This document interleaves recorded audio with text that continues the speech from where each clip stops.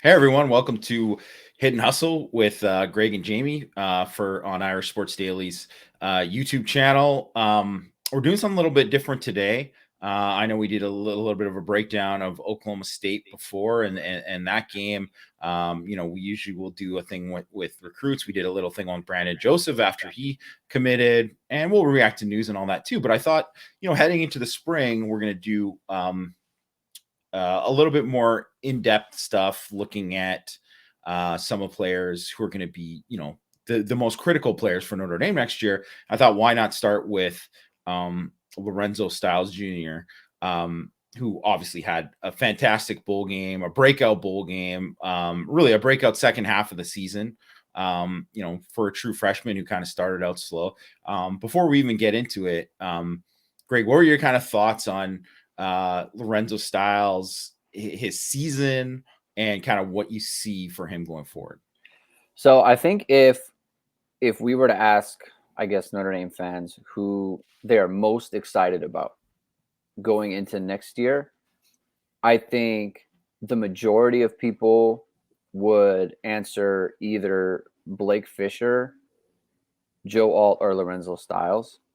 And just in terms of like new, like up and comers, right? So like Isaiah Foskey, obviously people are going to be excited about him, but I think that Lorenzo Styles is kind of seen as like the crown jewel of kind of the team right now. Like he needs to be protected. Everything around him, like we want to make sure everything with him is good on the up and up and everything. And I remember during December there was the rumors going around that wide receivers were thinking about leaving the program or whatever, and it was like whoa, like Lorenzo Styles, right?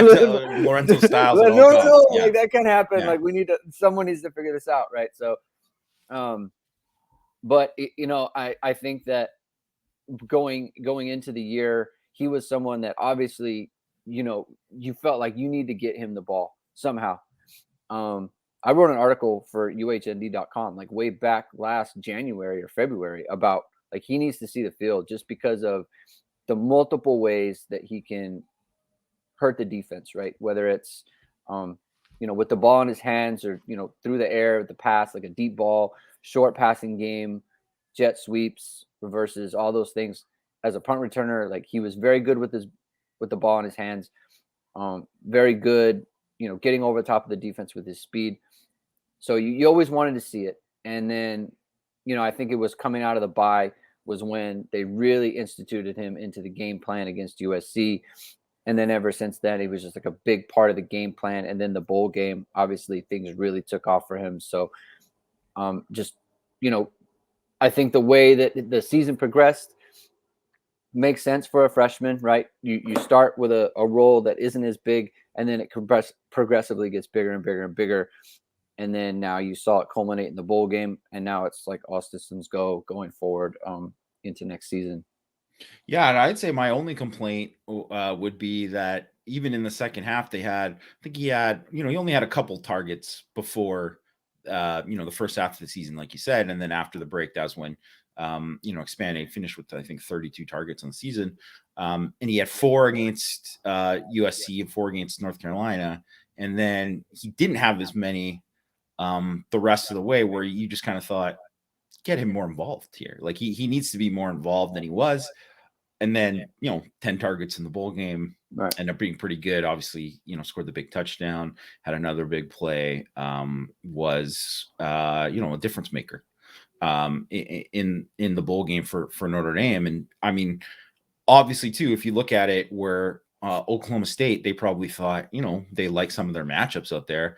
Well, they probably didn't think that Lorenzo Styles was going to be that big of a problem, because he showed some flashes, but he certainly wasn't featured as he was. And you could see that was a guy, like, putting a safety on him. That's not a good idea. We'll get into that in a little bit. So why don't we get into it first? So like you said, started out at USC, and right away, you see him, and this is like RPO game, right? And it was something that I think you're gonna see a ton of with Tyler Buckner at quarterback. So that he's going to be involved there. But they have the tight bunch to the boundary.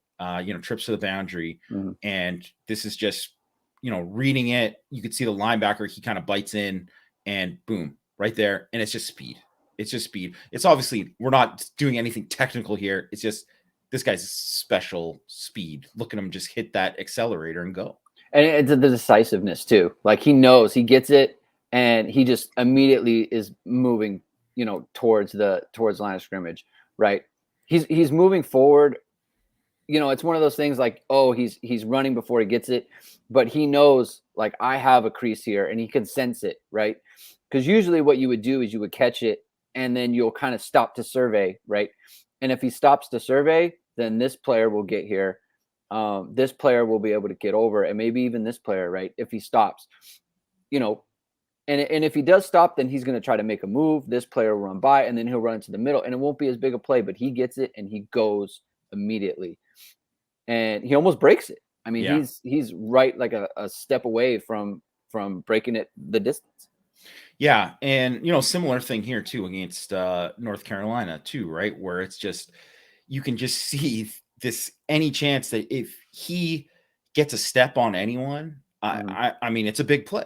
It's a Right. big play, right? And it's crazy because these are meant to be like 8-yard gains or something like Yeah. that, and he turns it into another just big play, and like that corner there, like two, or excuse me, the safety, like that guy should be able to, he This player right gets here. off the block pretty quick. Oh, this player? Yeah, that player. Yeah. He should be able to like get a piece there, and that's just not even close. It's not even Yeah. close because Styles just is that quick, right? And that acceleration is just special. And really, Notre Dame doesn't have anyone else on the roster who has that kind of acceleration, right? Where And that's Tony Grimes, right? yeah, Was a former 5-star corner. yeah.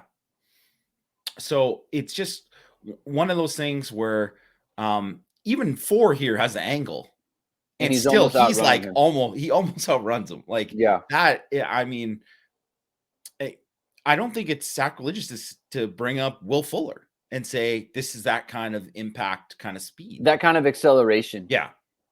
Because right here, it's like you feel like you have an angle, and then it's like, whoa, like I really need to.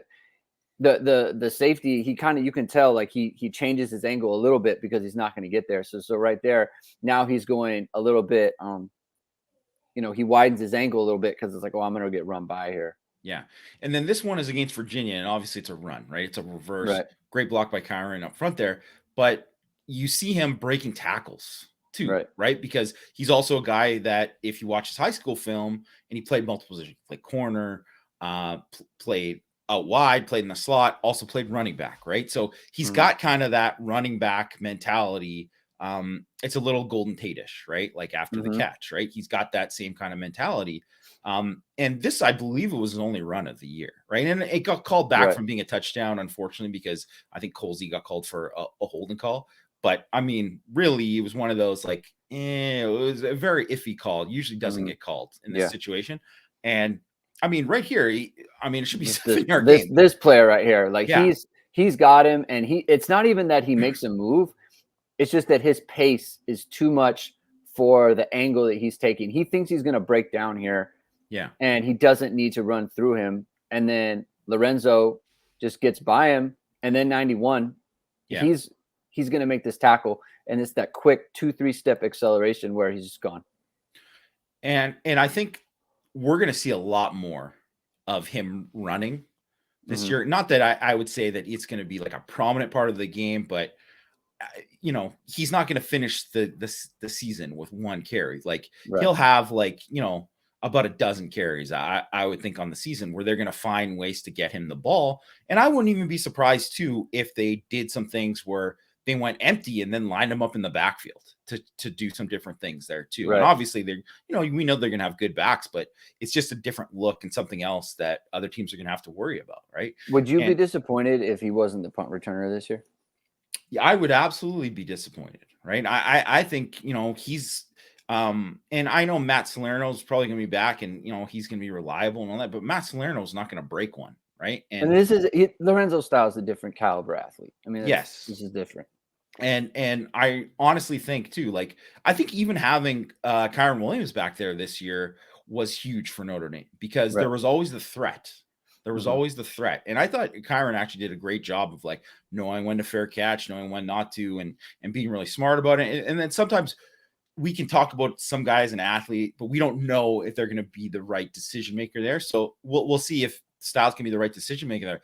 But athletically and what he can do, I think absolutely it's a no brainer that he has to be at least a top candidate. And I know that when Tyree was out, he was returning kicks and stuff too. So yeah, wouldn't be surprised to see him more involved in that. So fast forward here, obviously this is the Fiesta Bowl, right? And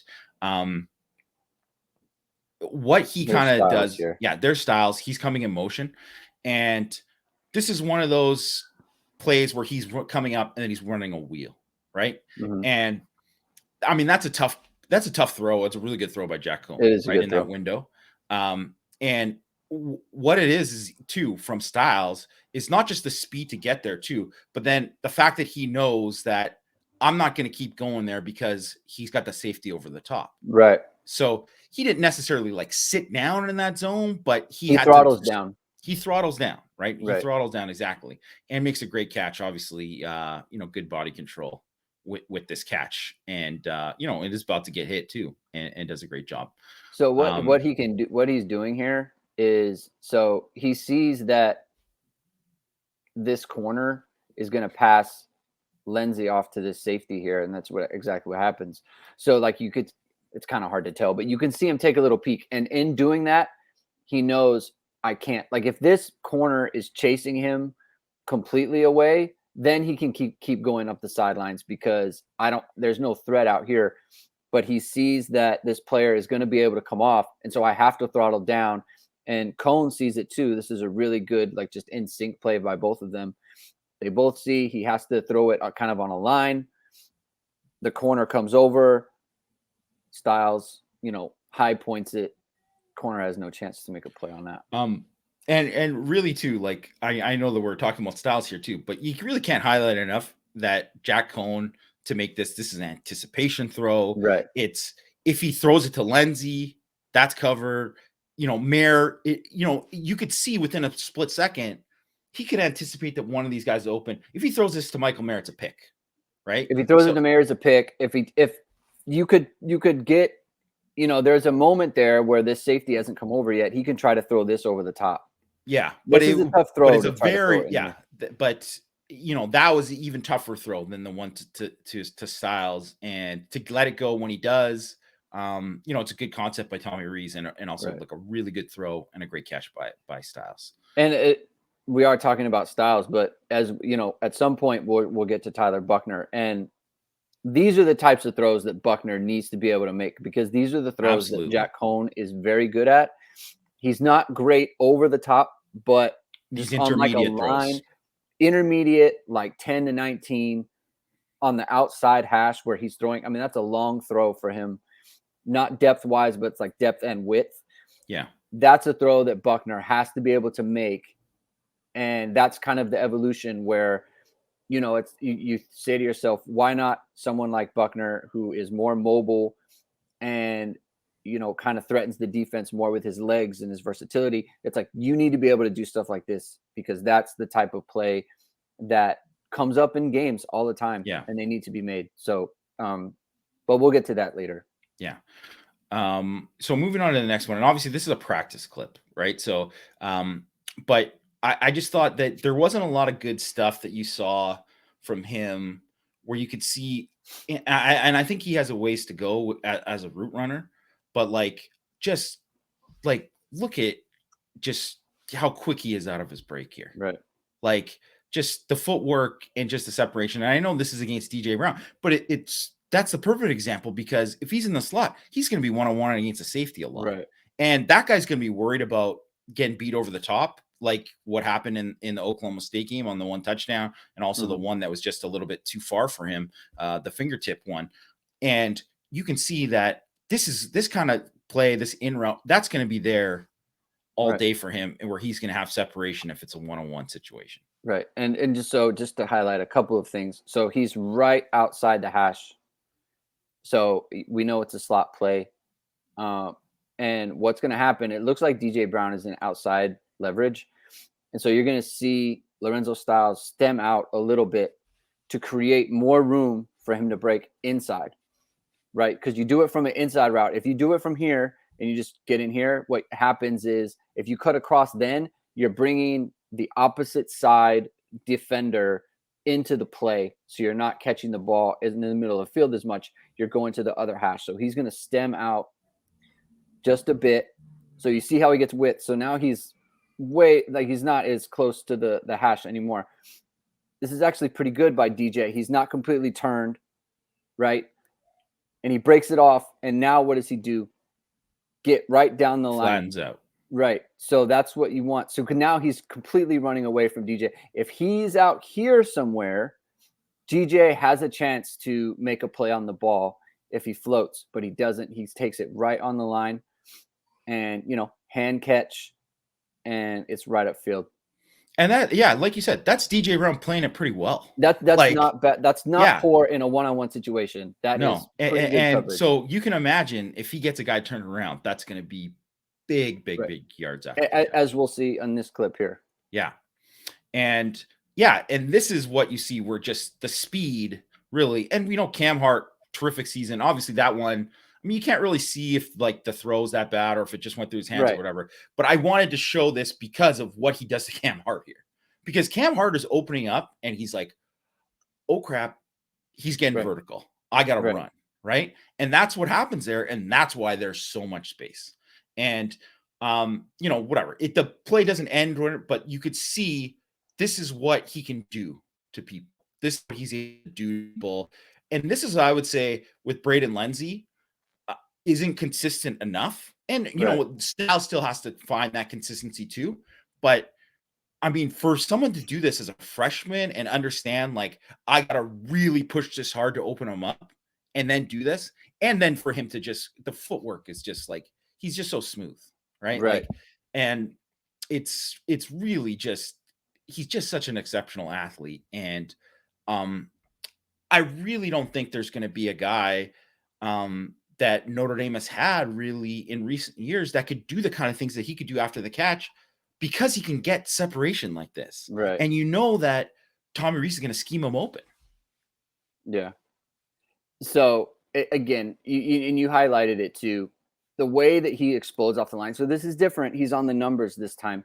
So he's not going to stem in any sort of direction because he has the width already. What he's doing this one is he really sells the go. He tells a great story. He's pumping his arms. His stride length is at its max, basically. And these are things that defensive backs notice, right? It's one thing to be pumping your legs real quickly. It's when you maximize your stride length. That was always what I looked for. It's this guy is really pulling. He's going deep on me. He gets Cam turned. This is a 15-yard dig. So look at Cam right here. He's opening to run. He's going to try to race him at this point, and that's when he breaks it off. This is a 15-yard route. Again, he gets a little bit deep there, and my suspicion is that this pass is kind of off because he's getting back. Because he's a little bit too, yeah. He's moving back towards it, and the ball is just slightly at the angle that basically he was running at. Yeah, we can't see the whole picture there, so that's why it's hard to say. And that's the type of thing that happens in one-on-ones, right? Yes, but the route is so crisp, and it is again, you're telling a story with the route you're running, and especially because that's not a double move, but in a way it kind of is because you're selling the go. You're selling the go, exactly. And once the hips turn, then you've got him. You break it off inside. He breaks it off really like you said, crisp. Cam has no chance, and it's just one of those yep, he got me. That's just the way it's gonna go. And you don't see Cam Hart. No, we haven't seen it all year. Yeah, it didn't really happen to him. So yeah. And then finally we'll finish it off with a touchdown. And this is the one where this is just perfect because you knew going in. So watch Michael Mayer first. Obviously, there's the touchdown to Styles. Watch Michael Mayer first, and he's bracketed, right? He's bracketed in here. Yeah, and you knew, he's got the linebacker, he's got the safety, and you knew that this is what Oklahoma State was going to do because it's what they did to Kohler on Iowa State. It's what Tommy Rees had talked about before. So you knew this is a third down. This is a play that you think that they're going to go and they're going to try to take away Mayer, and that's what they're doing. Two guys on Mayer, and this is where Kona's looking right here at this safety too. And so there's no safety over the top, and that means Styles one-on-one with the other safety. They're playing 3 safeties on this play. Oklahoma State is, and like this is like 4-yard separation. Like it's not even close. Yeah, like he dusts this guy, and he dusted him later too. By the way, this guy transferred to Ohio State too. Jim Knowles, please put this guy on. Please do it. Please put him on Lorenzo Styles one-on-one in this game, because I guarantee the same thing's going to happen, right? Yeah. And the good news is that Michael Mayer's coming back, so teams are still going to have to worry about Michael Mayer in these situations. And when you put 2 guys like this side by side, you kind of have to choose if you're a defense or if you're a defensive coordinator and what you're going to do there, right? Because there's only so many defensive backs you can put on the field. So this was, and obviously it's a great throw by Cone, right? And, who obviously wasn't the greatest deep ball thrower, but put it on the money. Put it on the line. It's a lot easier to put it there when the guy is that open. And so it's good. It's a good plan, good scheme. And then just what an athlete. And if for some reason too, just speaking of the scheme, let's say the safety isn't watching Mayer here and he stays with Styles. You got Lindsey with a step over here too. And so that's kind of the progression, right? Like if the safety sits and you don't like this one, you just throw it over the top to this one. Right. So just great design. Perfect. Yeah. And so obviously there's going to be a lot more to highlight with Lorenzo Styles for next season. Incredible that it really just seemed like that was his only touchdown on the year. Like, this guy's going to score a lot of touchdowns. You felt like he had like 5 or 6. Yeah. Right?